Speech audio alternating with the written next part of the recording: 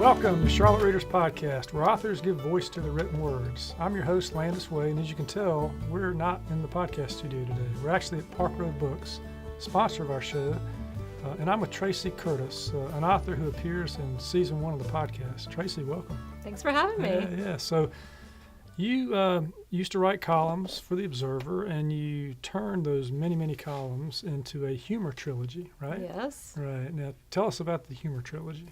Well, the Humor Trilogy is a set of 3 books, and they all have a different theme, and they were released during prime gift-giving seasons. Of course, right. Yeah. So, of course. So, Holidazed is my collection of all my holiday columns.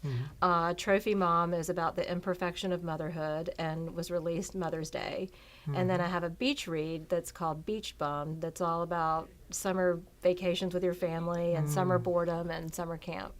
Yeah, we talked on the podcast about all the great reviews you get for these books, right?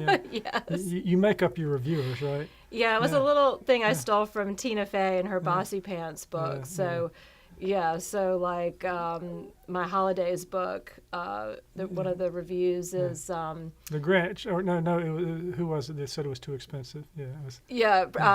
Funny but overpriced. Scrooge. Scrooge. Yeah. Funny but overpriced. Yeah. And then you had the Meisterburger, Burgermeister. The Meisterburger. Tracy Curtis puts Christmas perfection out in the cold where it belongs. Yeah. Jack Frost. Okay. So anyway, so if you can't get reviews for your books, you just make them up. Right? You just make them up. All right, that's good. Well, that's part of the humor too. Yes. All right, now you, in one of your columns that appeared in The Observer, which also appears in the book you've got here, Trophy Mom, you offended, I think, 99% of the yoga pants wearing women in Charlotte, right? Yeah. I remember when the column came out, my girlfriend called me and she said, "You just declared war on all the women of Charlotte." Okay, all right. Well, let's read a little bit about the yoga pants, right? Okay. This one was called Yoga Pants Pose a Public Problem. Yoga pants are not pants. They're just not. Much like tie-dye has nothing to do with neckties and gumshoes have nothing to do with shoes or gum, yoga pants have nothing to do with pants, slacks, or trousers and shouldn't be worn as such. They're bottoms, covering bottoms, for the purpose of being covered up during your high lunge, your half moon, your revolved triangle, and for heaven's sake, your downward-facing dog. They are not for the purpose of running errands. Don't come bopping into the elementary school wearing bottoms when the dress code calls for pants that fit at the waist and skirts that hit at the knee. You're wearing the equivalent of pantyhose. They're tight, they're shimmery, and the top's controlled. They don't have feet, but you line dry them just the same. And if you can keep them out of the dryer, you can keep them out of the school and out of Starbucks, which is where I learned this lesson when I scooted in for a coffee after yoga and the guy behind me said, "I like it when you girls wear yoga bottoms as pants. I wish they did it all the time." Oh, really? You do? And why is that? Is it because they make us move faster through the Starbucks line? I didn't think so. But thank you for making the distinction between bottoms and pants, and a case for a full-length coat. All right, so after you offended all, by the way, did you get some mail after you got these? I got a few letters. Okay, so after you offended all these women, you were out and about yourself one time, right? And you'd been to yoga, and you thought, I got to get a coffee or something. Gonna scoot right in that Starbucks. And you scooted right in, and what happened? Yeah.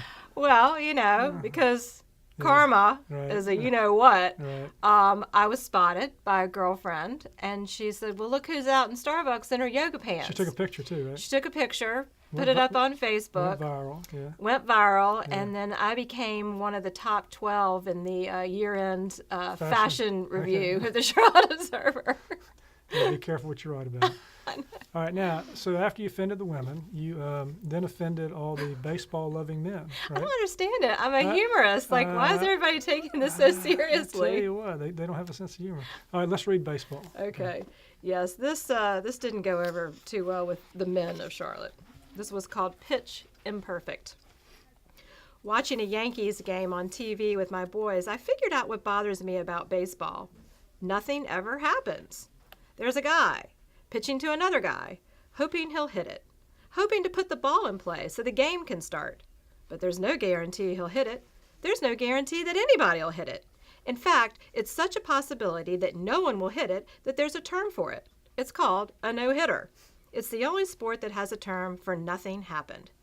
They even created a position dedicated to catching all the balls the batters don't hit, the catcher. He gets paid $1 million to keep a 4-hour game from turning into an 8-hour game by saving the batter from having to run after all the balls he misses. But they're hopeful. They have another term for when somebody actually hits the ball, but still nothing happens. It's called a perfect game. A game where they hit the ball, but nobody ever makes it to a base. To me, the perfect game, at least the perfect game to watch, would be when everybody's hitting it and getting on bases and scoring runs. That sounds pretty perfect to me. Doesn't it sound perfect to you? That sounds perfect. Hey, look, I used to coach. I mean, a little action. Come on. Yeah, a little action. That's right. They said that this year in Major League Baseball there were just more strikeouts than the fans could take. You know, the pitchers kind of have the edge now, but they said it always swings back, and the hitters will get you know. Pardon the pun. Pardon the pun. That's right. That's right. So, Tracy, you offended the women, you then offended the men, and you write other columns. And I guess my question is, did the people who read your columns not understand that you were a humor columnist? I mean, I guess not. Well, I always felt like part of the problem was in the paper they had Tracy Curtis and it said opinion. And I kept telling everyone, you have to say humorist. Give them a heads up that this is not to be taken so seriously. Well, I really enjoyed reading it. We laughed a lot on the podcast. We read a lot more than this on the podcast. By the way, what do you think of the podcast? You know, I love it, and I got to tell you, so when I first started writing for the Charlotte Observer, my editor would have me email my column to him, and then he would read it, and then he would have me walk over and read it to him out loud. And the first time he asked me to do that, I said, well, why do you want me to do that? And he said, because I've read it, and I hear, you know, what you had to say, but now I want to hear you read it out loud so I can hear how it was intended. Wow. And I think it's so cool that all these Charlotte authors, you know, are writing these books that we can read, and now we can listen to the podcast and hear how they intended it.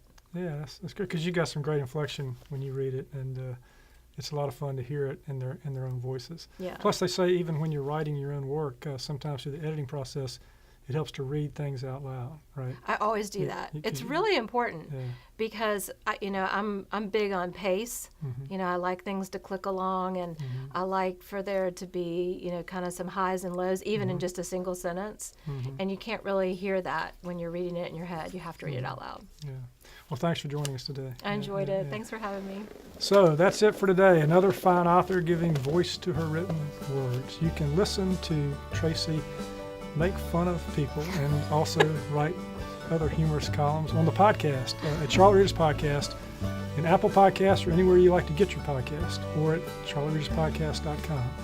Until the next episode, I'm Landis Wade for Charlotte Readers Podcast.